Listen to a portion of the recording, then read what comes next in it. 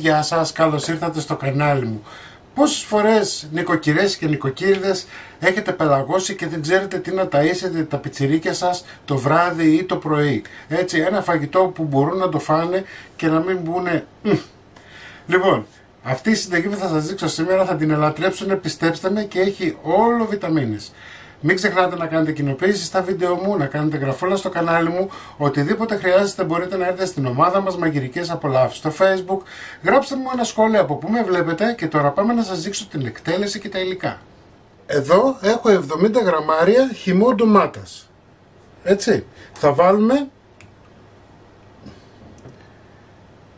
2 κουταλιές της σούπας ελαιόλαδο,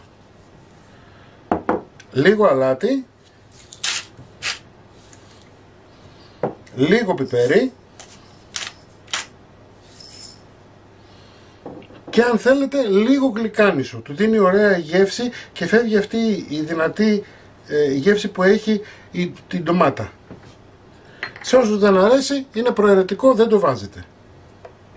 Ανακατεύουμε. Ωραία.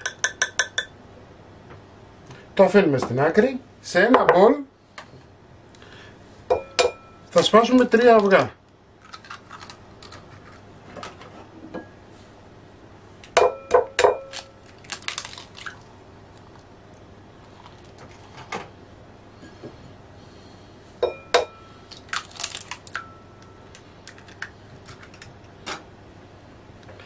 Θα βάλουμε 50 γραμμάρια γάλα, μισό ποτηράκι του κρασιού. Ανακατεύουμε καλά.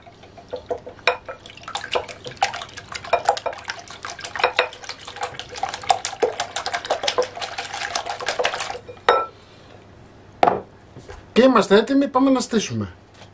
Εάν έχετε air fryer μπορείτε να το ψέσετε στο air fryer. Αν δεν έχετε, ανάβετε το φούρνο σας 200 βαθμούς αντιστάσεις πάνω κάτω. Έχω ένα ταψάκι, έχω βάλει λαδόκολλα. Θα βάλω 4 φέτες του τόστ.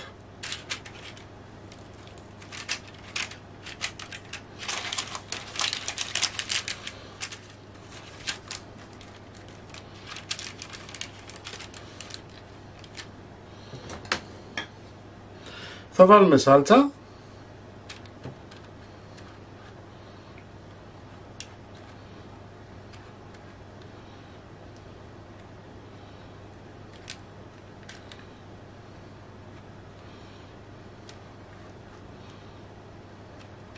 Να επαναλάβω ότι το γλυκάνισο που έβαλα είναι προαιρετικό, έτσι. Όσοι θέλετε το βάζετε, όσοι θέλετε δεν το βάζετε. Γιατί ξέρω ότι σε κάποιους μπορεί να μην αρέσει. Λοιπόν, αλείφουμε με ντομάτα.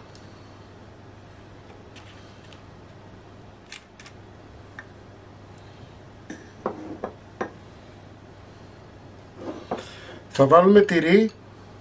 Εγώ έχω μίξει τυριών.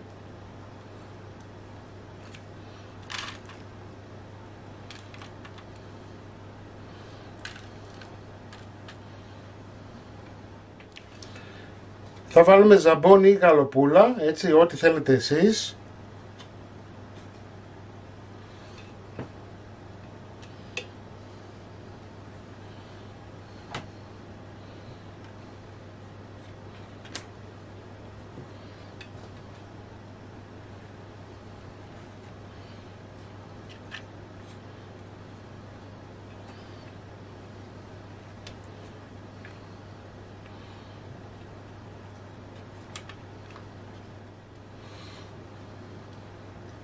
Θα σκεπάσουμε με άλλες 4 φέτες του τόστ.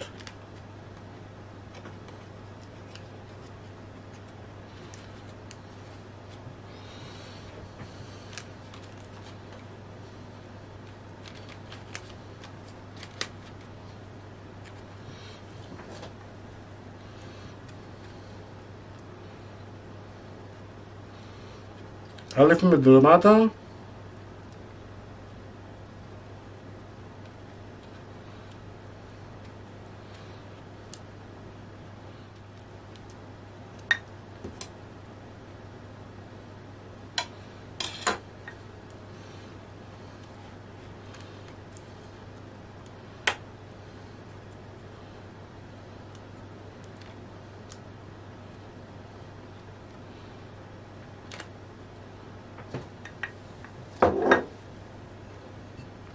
Θα βάλουμε πάλι τυρί από πάνω για να κάνει μια ωραία κρούστα. Όπως βλέπετε τα υλικά είναι απλά, έτσι όμως θα βγει ένα πεντανόστιμο σνακ το οποίο τα πιτσιρίκια σας θα το λατρέψουν. Και όχι μόνο.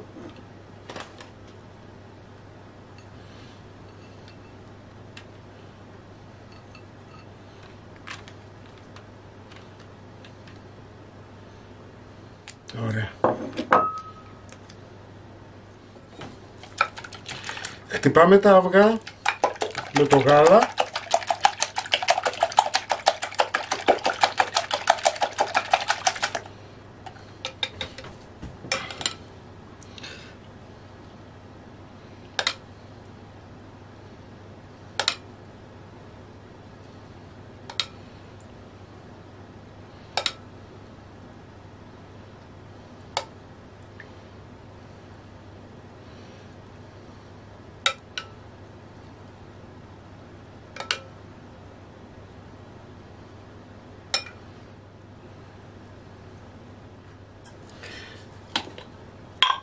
Θα προσθέσουμε λίγο θυμάρι.